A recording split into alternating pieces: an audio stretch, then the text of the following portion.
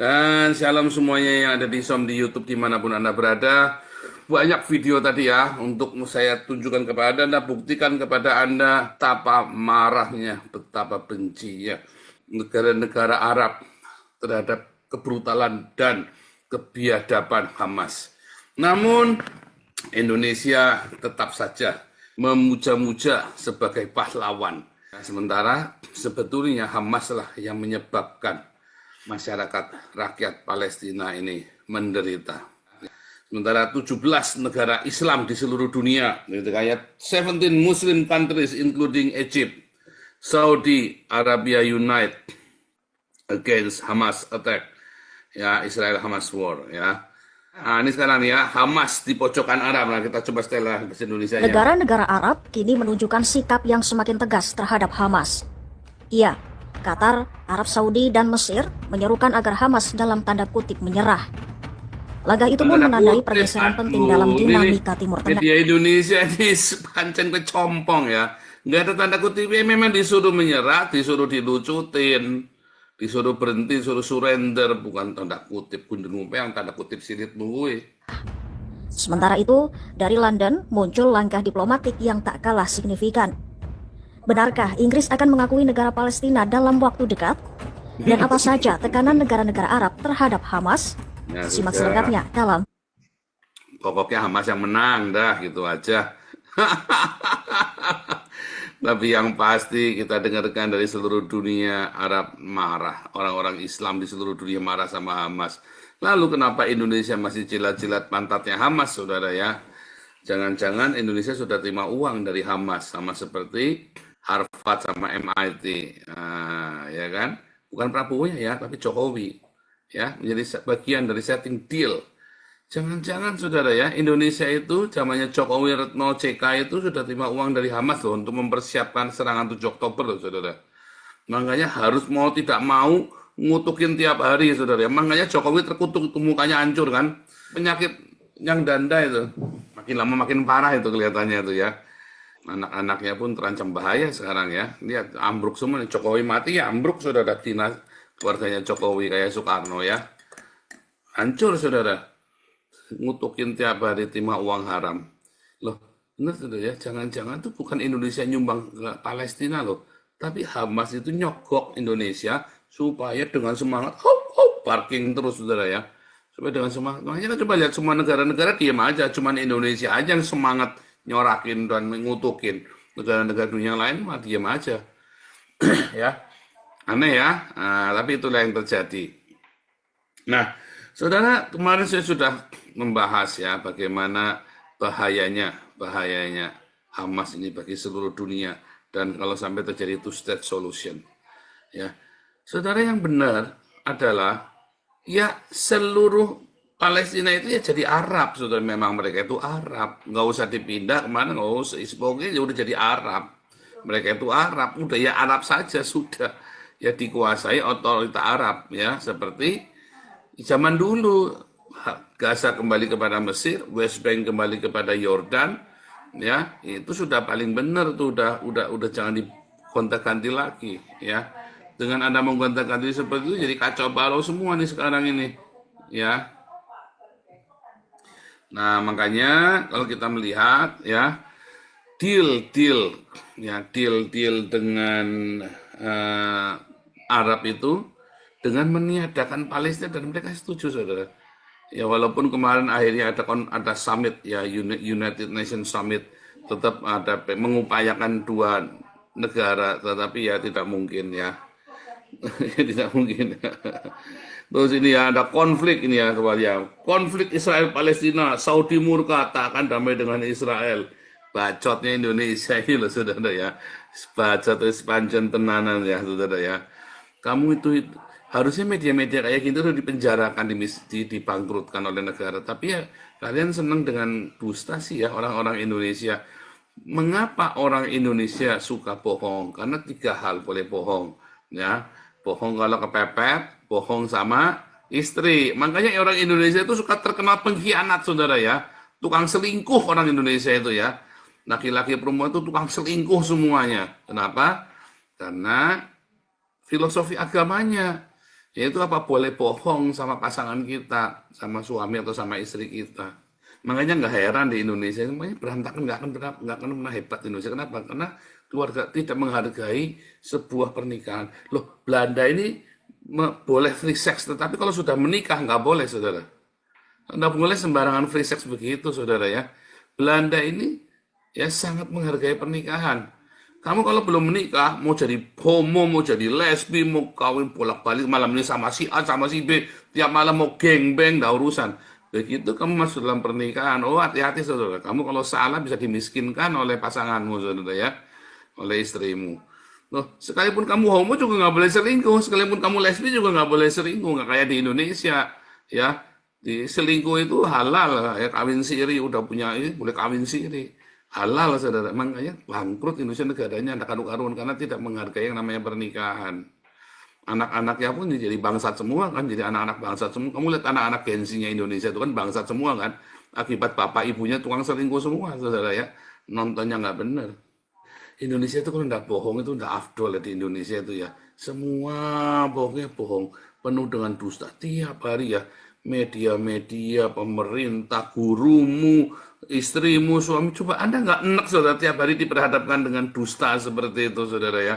Saya mah enak ya. Sampai kita ngelarang di Damaris, di Damar Kasim pun pagi nggak boleh berintrik.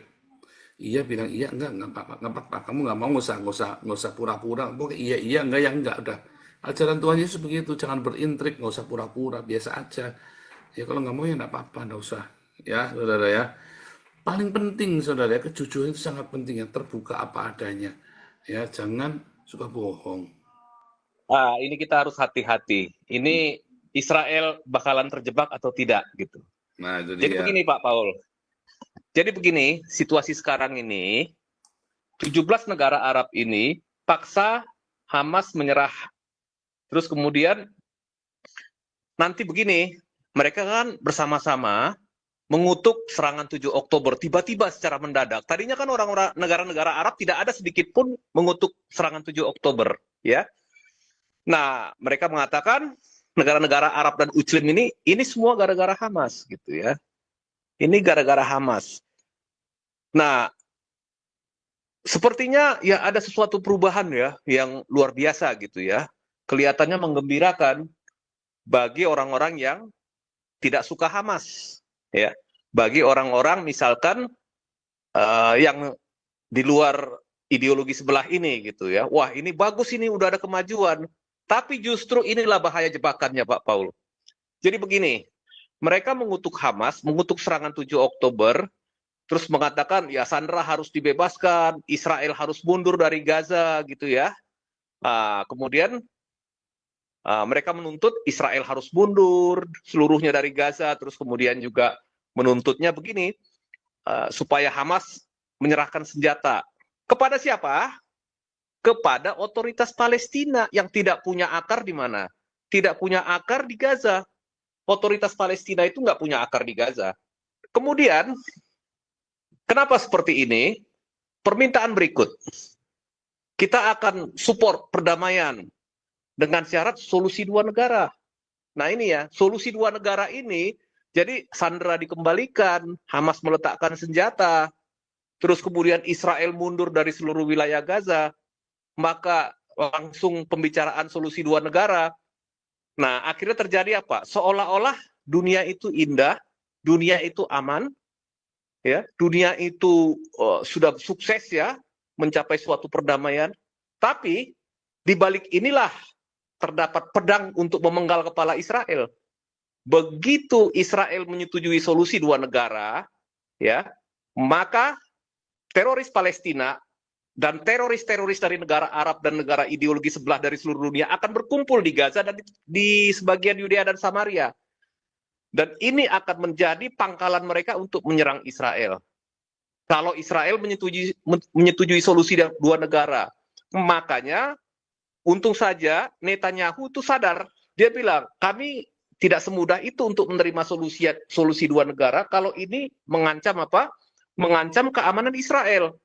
Nah, tidak ada jaminan bahwa kalau solusi dua negara dipenuhi, maka Israel akan aman. Nggak ada jaminannya, Pak Paul. Kalau ada solusi dua negara, negara-negara Muslim akan mengakui Israel sebagai suatu negara. Gitu. Nggak ada jaminannya. Makanya kemarin beberapa pakar geopolitik yang dari US ya terutama ya, sama dari Israel mengatakan mereka juga sudah menyadari jebakan ini gitu. Apakah Israel akan tergiring kepada perdamaian atau justru masuk kepada kehancuran melalui jebakan ini gitu. Nah, disinilah. Tapi kelihatannya Netanyahu tidak mau tergiring. Dia juga sudah menyadari ini. Cara berikut, kita tahu di Prancis, Inggris, maupun Kanada, itu sebagian komposisi penduduk sudah mulai berubah karena imigran. Sudah banyak penduduk dari negara-negara Muslim. Nah, bagi partai-partai yang berkuasa sekarang di ketiga negara itu, yang pada umumnya adalah kelompok-kelompok liberal, ya, dan kelompok-kelompok sosialis, ya, yang selalu bicara kemanusiaan, selalu bicara HAM, penentu kemenangan dalam pemilu internal di masing-masing negara itu adalah suara orang-orang Muslim, ya. Penentu kemenangan di situ. Jadi untuk pemilu berikutnya mereka ambil ancang-ancang. Ini ancang-ancang kepentingan politik dalam negeri dari partai-partai politik yang sedang berkuasa sekarang, baik itu Macron, Starmer, maupun yang di Kanada yang sekarang ini. Nah, kepentingan Israel buat mereka nggak ada. Nggak menguntungkan buat mereka sebagai politisi. Nah, yang kedua, investasi. Investasi Qatar itu besar sekali di Perancis. Ya, dan di Amerika bahkan. Perancis, Amerika, Kanada, Inggris, itu investasi Qatar besar. Sementara Qatar ideologinya adalah Ikhwanul Muslimin atau Muslim Brotherhood. Sekarang, ayah daripada sekarang yang menjadi Emir Qatar yang sekarang ini. Nah, artinya apa? Ya ini ideologi yang bermain dua kaki.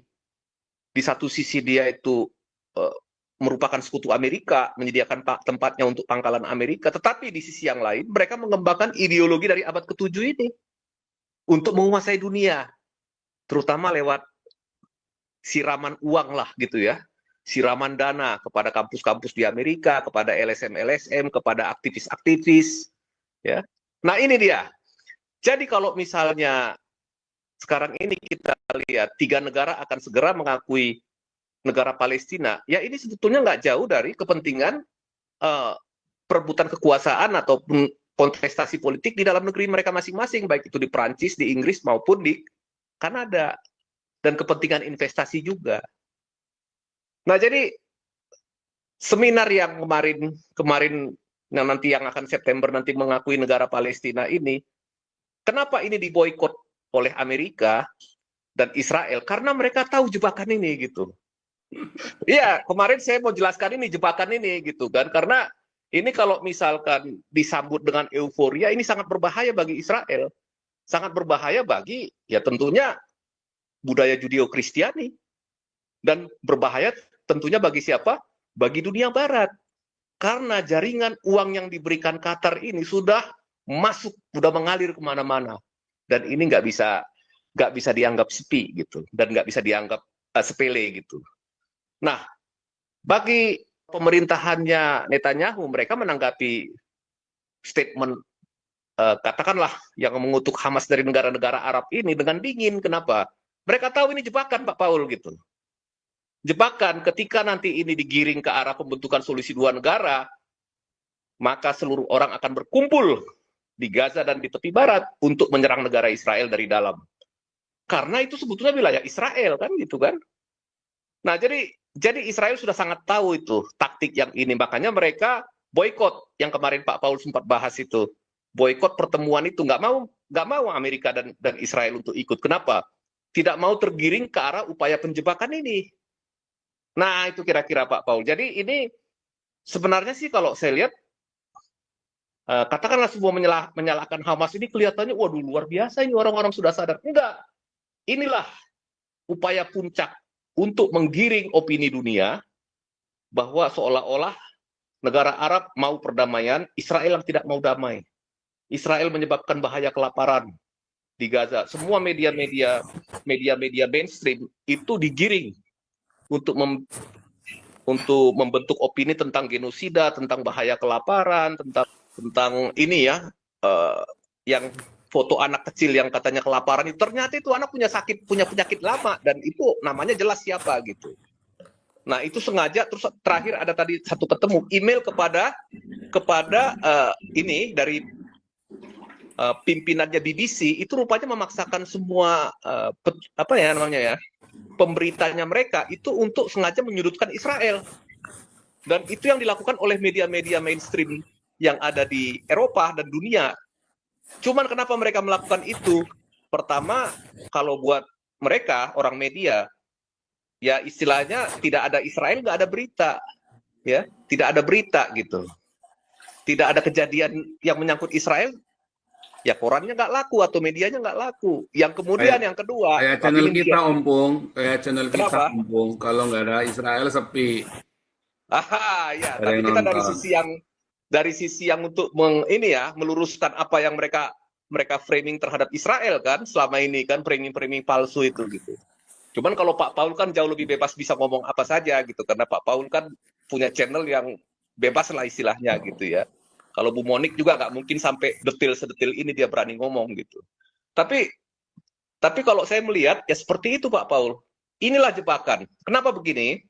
Begini, Israel sudah sampai pada satu titik di mana dia sudah sebenarnya mereka sudah hampir tidak punya harapan tentang keselamatan sandera ini. Jadi sebetulnya Pak Paul, wilayah Gaza itu 80% sudah dikuasai oleh Israel. Tinggal 20% lagi kurang lebih tempatnya Hamas. Tapi Israel nggak mau masuk, tunggu ada kesepakatan gencatan senjata. Kenapa?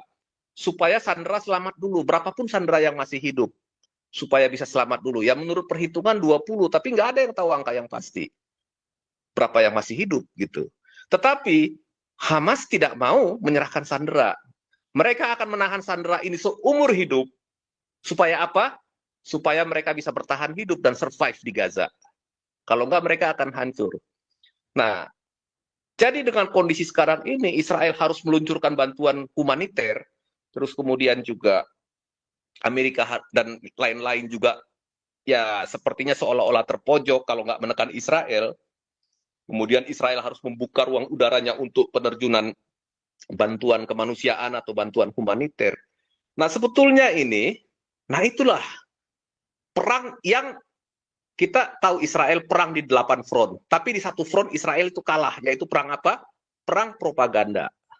Nah, di sini Israel kalah. Dalam perang militer, Israel menang. Dalam perang politik, Israel sebenarnya kalah. Kenapa? Karena dengan propaganda ini Hamas bisa bertahan. Negara-negara yang benci Israel, negara-negara yang antisemitik bisa menang dengan perang propaganda ini. Nah, kelihatannya sekarang ini strateginya Israel itu, kalau misalkan dia tidak mendapatkan sandera, ya baik hidup ataupun mati, yang akan dilakukan oleh Israel adalah menganeksasi Gaza, menguasai Gaza kembali. Artinya kalau misalkan dipastikan bahwa sandera akan mati atau sudah mati, yang 20% lagi akan diambil dan Israel akan menguasai Gaza sepenuhnya, dan yang jelas pasti nasibnya Hamas pasti akan sangat buruk, bagaikan di neraka, pasti habis itu, pasti dibunuh pasti sama IDF, ya nggak akan ada dikasih kesempatan. Dan sepertinya Israel sudah siap dengan skenario itu, tetapi masih ditahan sama si ini ya, siapa ini, si Steve Witkoff ya, untuk mencoba. Steve Witkoff tadi barusan berangkat lagi ke Timur Tengah untuk mengupayakan gencatan senjata terakhir ini. Tapi kalau misalkan Hamas memang tidak mau menyerahkan sandera, kemudian Hamas bermain dengan begini. Hamas itu mau supaya nanti Netanyahu itu digulingkan oleh publik atau masyarakat Israel sendiri dengan cara bermain dengan apa? Bermain propaganda, bermain dengan perang psikologis, bermain dengan pembentukan opini di masyarakat Israel sendiri. Dan kalau mereka bisa memainkan perang ini lebih lama dan pemerintahan di Israel berganti, mereka berharap sesudah Netanyahu turun, mereka akan selamat gitu. Nah, inilah sekarang ini situasi yang paling berat yang dihadapi Israel. Nah, kelihatannya kalau misalkan misi Steve Witkoff ini gagal, Israel tidak punya pilihan lain, dia akan masuk ke Gaza sepenuhnya, mengambil seluruh wilayah. Sekarang yang dilakukan oleh Israel dengan 80% yang wilayah yang sudah dikuasainya itu adalah menghancurkan infrastruktur Hamas. Baik itu penyimpanan senjata, baik itu terowongan, baik itu tempat pos-pos pengamatan yang dipakai untuk menembakkan roket ke tank Israel atau kepada prajurit Israel, gedung-gedung yang penuh dengan jebakan yang berisi bahan peledak, itu semua sedang dibereskan oleh Israel. Jadi sebisa mungkin infrastruktur militernya Hamas yang sudah dibangun dari uang seluruh dunia, termasuk uang dari Konoha dan si Chaplin, itu akan dihancurkan, Pak Paul, akan dihabiskan. Jadi tinggal kita lihat, apakah Hamas akan bertahan? Hamas berusaha bertahan, tapi Israel juga sekarang begini, pilihan bagi Israel adalah menyelamatkan 20 sandera dengan korban prajurit Israel itu tiap hari juga ada yang meninggal kan? Atau Israel menyelamatkan generasi muda negara Israel yang akan lahir di masa yang akan datang supaya tidak lagi menerima teror dari Hamas. Kira-kira begitu analisanya Pak Paul. Terima kasih.